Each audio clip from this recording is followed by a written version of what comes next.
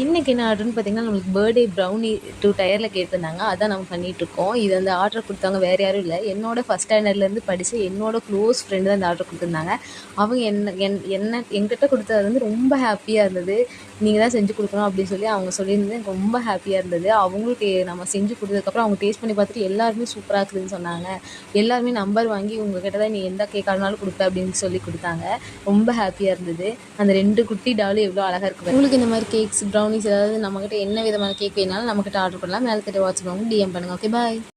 இன்னைக்கு என்ன ஆர்டர்ன்னு பார்த்தீங்கன்னா, நம்மளுக்கு பர்த்டே ப்ரௌனி 2 டயர்ல கேட்டிருந்தாங்க. அதான் நம்ம பண்ணிட்டுருக்கோம். இது வந்து ஆர்டர் குடுத்தவங்க வேற யாரும் இல்ல. என்னோட ஃபர்ஸ்ட் ஸ்டாண்டர்ட்லேருந்து படிச்ச என்னோட க்ளோஸ் ஃப்ரெண்ட் தான் இந்த ஆர்டர் குடுத்துருந்தாங்க. அவங்க என்கிட்ட குடுத்தது வந்து ரொம்ப ஹாப்பியா இருந்தது.